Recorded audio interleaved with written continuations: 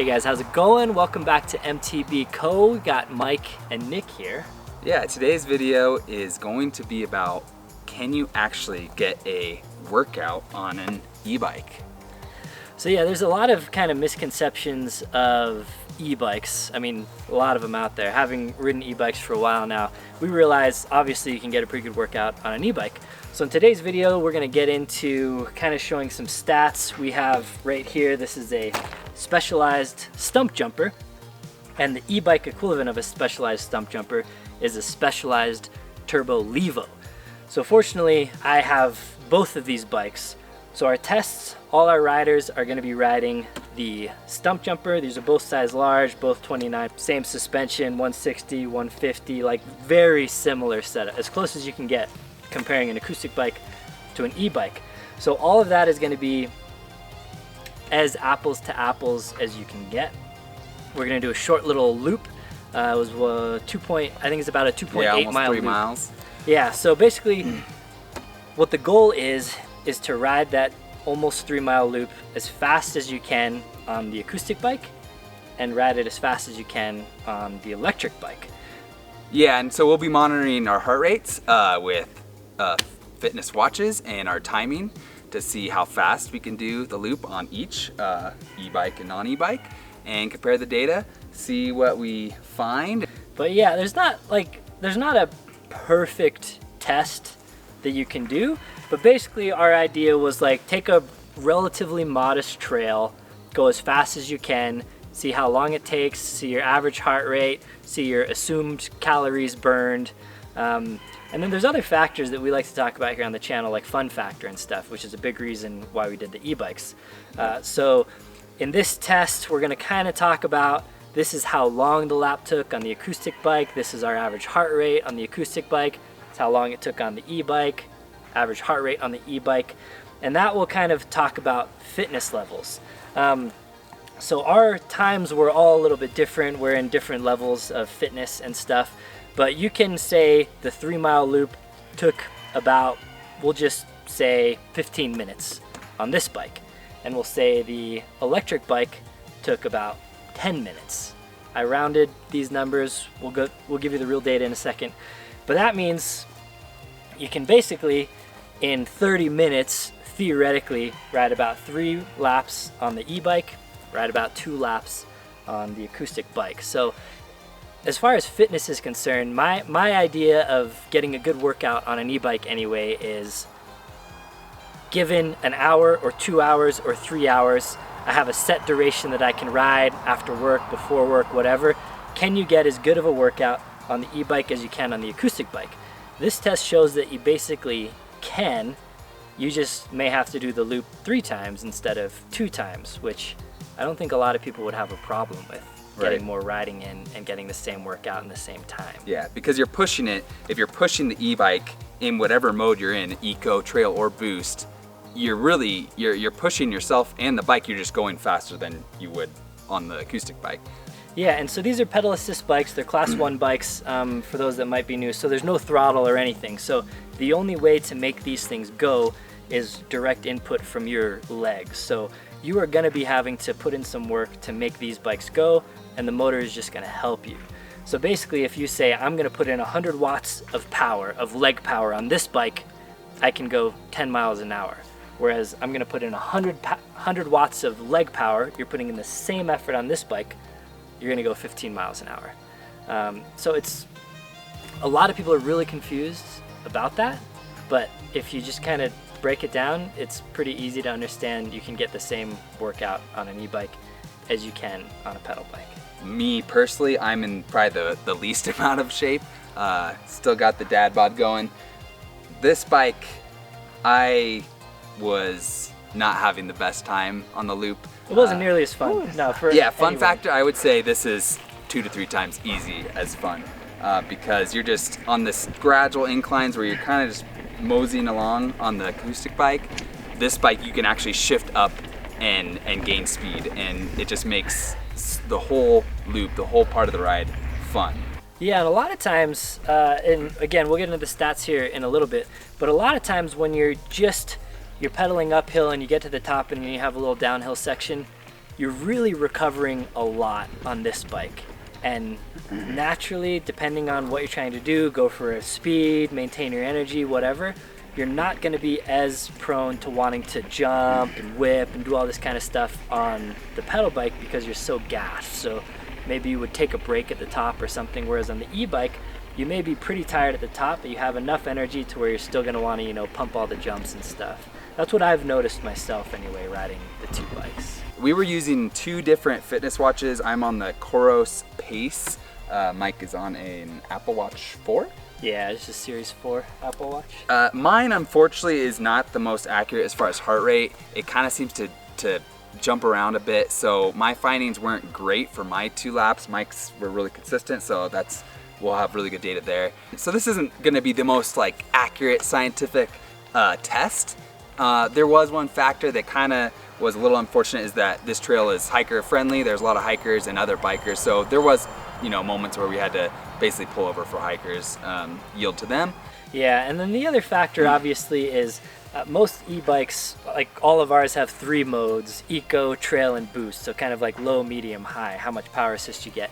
So depending on the trail, how open it is, how technical it is, how many kind of long straightaways you have, you can really get whatever workout you want out of it. If it's a pretty fast trail and then open and you just want to fly, then you might want to boost it. But if you're like, okay, I want to get a pretty good workout and I only want to do 1 loop, you could turn it on to eco and keep your heart rate there. This bike specifically, if you hook the app up to your heart rate, you can actually set a target heart rate.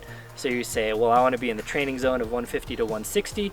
The bike, and this is unique to Specialized, but some other bikes may have it as well, the bike will actually adjust how much assistance it's giving you to keep you in that heart rate. Yeah, so now Mike will get into the nitty-gritty details of our findings on these tests. It won't be super scientific or technical though, but give you an idea. All right, an e-bike on an old FJ60 has got to be one of the coolest things. Comment down below if you agree. But as we get into some of the stats, as Nick said earlier, his data got kind of screwed up, and then Brad's data got kind of screwed up. So we have the times for them and the overall feel, and we talked about it and discussed it and how we felt, and kind of have some incomplete heart data, but my data is complete. So over here, I'm gonna put my e-bike data, and over here, I'm gonna put my acoustic bike data. You can kind of digest that and go through it as I talk. But basically, as you can see, I had an average speed of 13.9 miles per hour on the e-bike, average speed of 10. This, as you can see also in the data, was not a crazy elevation gain and drop. So on a trail like we have a lot of here in Colorado, if it's just a straight up 30-minute climb followed by a 7-minute descent, you would find more advantages on the e-bike because you could just fly up that hill in boost mode or whatever. So this was kind of, the trail didn't really lend itself that well to showing off the capabilities in an e-bike, so we kind of used it to give the benefit of the doubt, kind of worst case scenario, can you get a good workout on an e-bike? So we did this in trail mode, and here you can see that my heart rate average for the whole loop was actually exactly the same. My heart rate goes pretty high, average of 175 for both. So you can see I was able to maintain a very high level of heart rate over here, same level of heart rate on the pedal bike, but do this faster, have a faster average speed. And you can tell also on the graph that there isn't as much dip and gain on the e-bike side as there is on the acoustic bike side. So you can see that I had to recover more on the downhills here. So whereas on this side on the e-bike, I was going as fast as I could pretty much, but on the downhills I was still jumping, I was still doing fun stuff, whereas on the acoustic bike I was just trying to kind of catch my breath on the downhill because I was going for a time speed. So e-bike, I was able to have way more fun.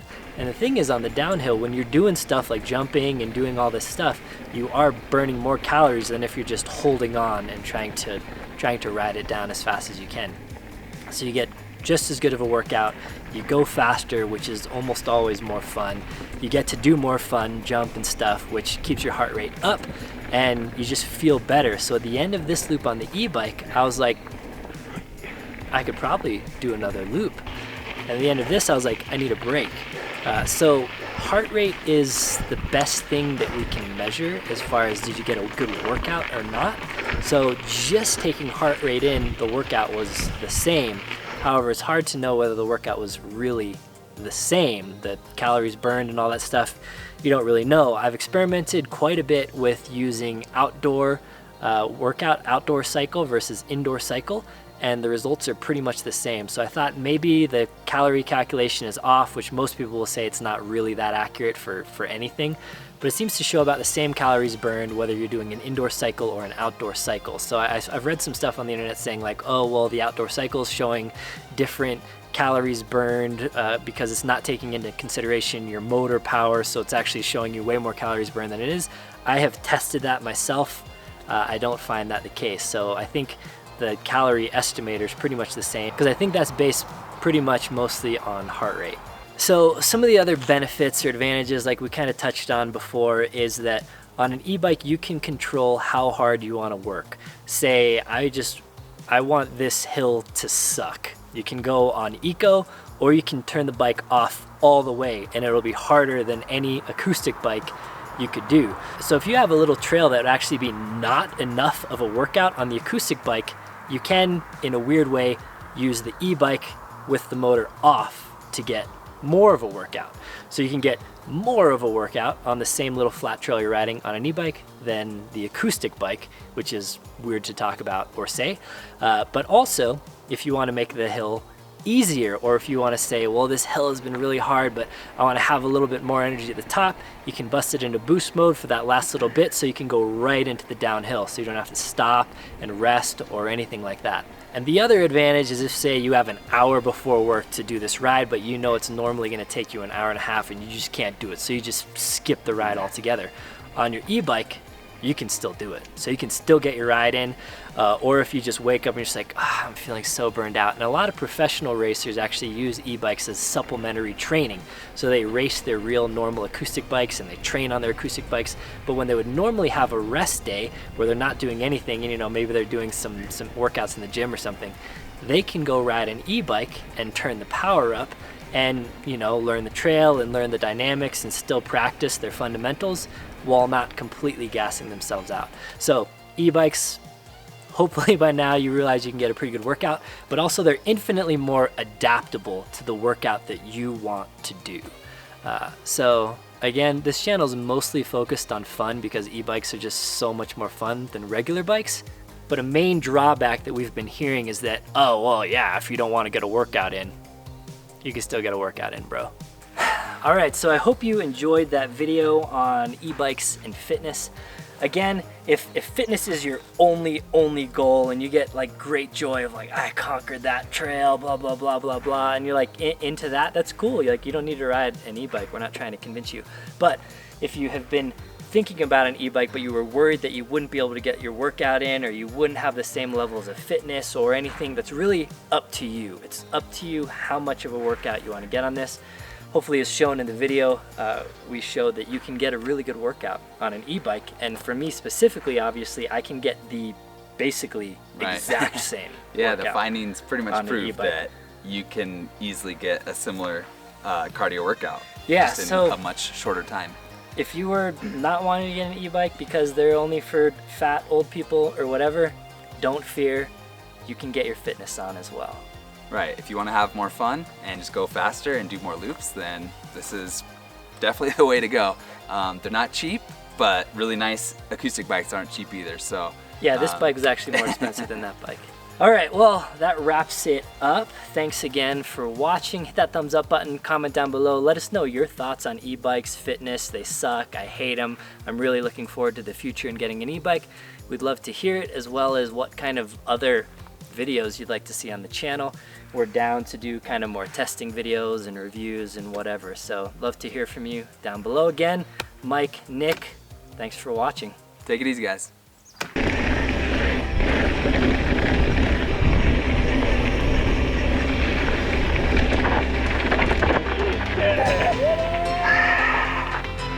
Ah. 1944, I beat 20 minutes.